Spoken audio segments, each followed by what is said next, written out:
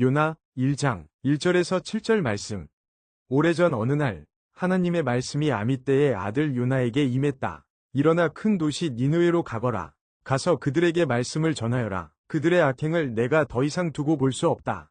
그러나 요나는 일어나서 하나님을 피해 다른 방향인 다시스로 달아났다. 욥바항으로 내려간 그는 다시스로 가는 배를 발견했다. 그는 벳삭을 지불하고 다시스로 가는 사람들과 함께 배에 올랐다. 하나님에게서 최대한 멀리 달아나려는 것이었다. 하나님께서 바다에 거대한 폭풍을 보내셨다. 집채만 한 파도가 일어났다. 배가 당장이라도 산산조각 날 것 같았다. 선원들은 공포에 사로잡혀 저마다 모시는 신들에게 필사적으로 도움을 청하며 소리를 질러댔다. 그들은 배의 무게를 줄이기 위해 배에 실었던 물건 전부를 바다에 던졌다. 그 와중에 요나는 배 밑창에 내려가 잠을 자고 있었다. 그는 아주 깊이 잠들어 있었다. 선장이 그에게 와서 말했다. 아니, 지금 뭐 하는 거요? 잠을 자고 있다니. 일어나서 당신의 신에게 기도하시오. 어쩌면 당신의 신이 우리가 처한 공경을 보고 우리를 구해줄지도 모르잖소. 그러자 선원들끼리 말했다. 한번 진상을 파헤쳐 봅시다. 이 배에 탄 사람들 중에 누가 이 재앙을 불러왔는지 제비를 뽑아 알아보는 게 어떻겠소. 그들이 제비를 뽑으니 요나가 걸렸다. 요나 1장 8절에서 17절 말씀. 그들이 요나에게 다그쳐 물었다. 어서 털어놓으시오. 대체 무엇 때문에 이 재앙이 일어난 거요? 당신은 뭐 하는 사람이며 어디서 왔소? 어느 나라, 어느 가문 출신이오? 요나가 대답했다. 나는 히브리 사람입니다. 바다와 육지를 창조하신 하늘의 하나님을 예배하는 사람이오. 그 말에 흠칫 놀란 선원들은 겁에 질려 말했다. 대체 당신이 무슨 일을 저지른 거요? 요나가 이야기를 들려주자 선원들은 그가 하나님을 피해 달아나는 중이라는 사실을 알게 되었다. 그들이 말했다. 이 폭풍을 가라앉히려면 우리가 어떻게 해야 되겠소? 바다가 거칠게 날뛰고 있었다. 요나가 말했다. 나를 들어 바다에 던지시오. 그러면 폭풍이 멈출 겁니다. 모두 내 잘못 때문이오. 내가 이 폭풍의 원인이니 나를 없애면 폭풍도 사라질 것이오. 그러나 그것은 안 될 말이었다. 그들은 어떻게든 해변으로 노를 저어 돌아가려고 애썼다. 하지만 배는 한치도 더 나아가지 못했다. 폭풍은 점점 더 거칠고 광포해졌다. 그러자 그들은 하나님께 기도했다. 오 하나님, 이 자가 살아온 삶 때문에 우리를 죽이지 말아주십시오. 이 자를 죽인다고 해서 우리를 벌하지 말아주십시오. 주는 하나님이시니 주께서 가장 좋게 여기시는 대로 행해주십시오. 그들은 요나를 들어 배 밖으로 던졌다. 그러자 즉시 바다가 잠잠했다. 선원들은 큰 충격을 받았다. 그들은 바다에 대한 두려움 대신 하나님을 향한 경외심에 사로잡혔다. 그들은 하나님께 경배했고 제물을 바치고 서약을 했다.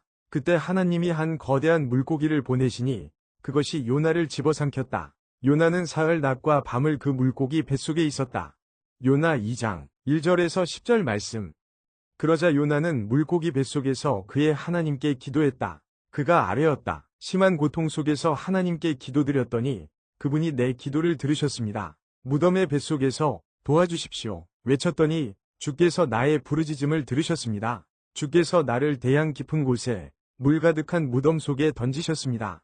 대양의 파도와 물결이 내게 부딪혀 왔습니다. 나는 말했습니다. 내가 내던져졌습니다. 주의 시야 밖으로 내던져졌습니다. 다시는 눈을 들어 주의 거룩한 성전을 보지 못할 것입니다. 대양이 나의 멱살을 잡았습니다. 태고적 심연이 나를 꽉 움켜쥐었습니다. 산들의 뿌리가 놓인 해저에서 해초들이 내 머리를 휘감았습니다. 나는 사람의 몸이 닿을 수 있는 가장 깊은 곳까지 내려갔습니다. 내 뒤에서 문들이 쾅소리를 내며 아주 닫혀버린 듯했습니다. 그러나 하나님, 나의 하나님, 주께서 나를 그 무덤에서 끌어올려 살리셨습니다. 내 목숨이 사그라져 갈 때에 내가 하나님을 기억했고 나의 기도가 주께 이르렀으며 주의 거룩한 성전에까지 닿았습니다. 헛된 신들, 가짜 신들을 예배하는 것은 유일하신 참 사랑을 등지는 것입니다. 나는 주님을, 오직 하나님을 예배하며 소리쳐 감사드리겠습니다. 그리고 주 앞에서 약속한 것을 이행할 것입니다. 구원은 하나님께만 있습니다. 하나님께서 그 물고기에게 말씀하시니 물고기가 요나를 해변에 뱉어냈다. 요나 3장 1절에서 10절 말씀. 그런 다음 하나님께서 요나에게 다시 한번 말씀하셨다. 일어나 큰 도시 니느웨로 가거라.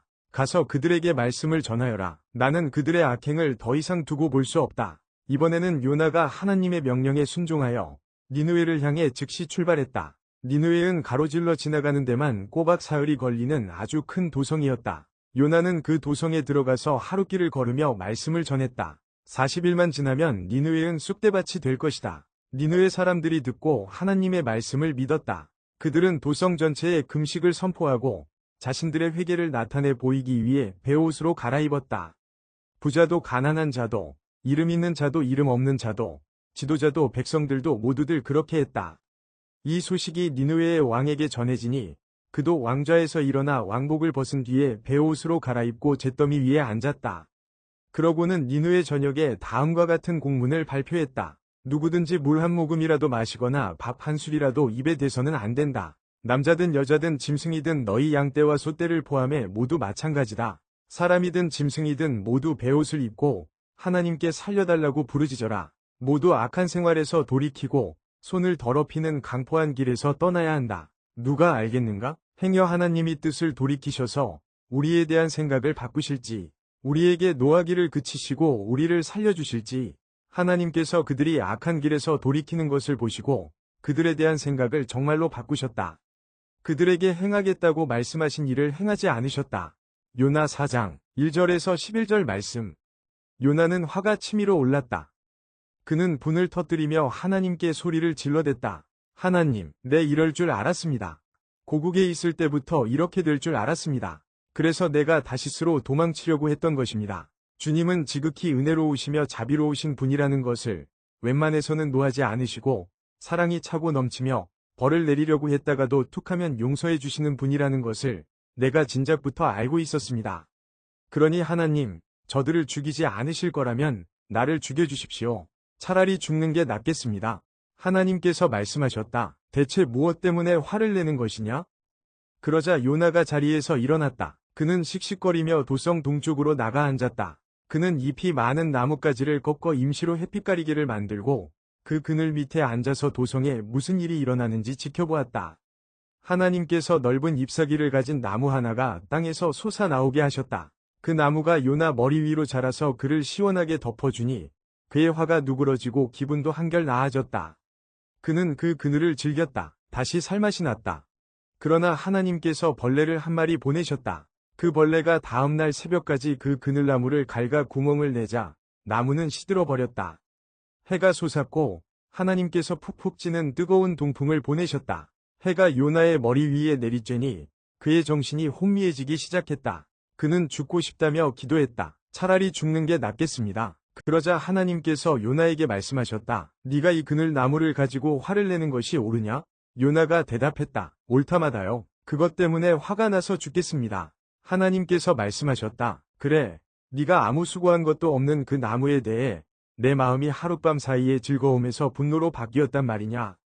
그 나무는 네가 심지 않았고 물 한 번 준 적 없으며 그저 어느 날 밤에 자랐다가 다음날 밤에 죽었을 뿐이다. 그렇다면 아직 옳고 그름을 분별하지 못하는 철부지 같은 자들이 12만 명이나 되고 아무 죄 없는 동물들이 가득한 이 큰 도성 니느웨에 대해 내가 내 마음을 분노에서 즐거움으로 바꾸지 못할 까닭이 무엇이란 말이냐?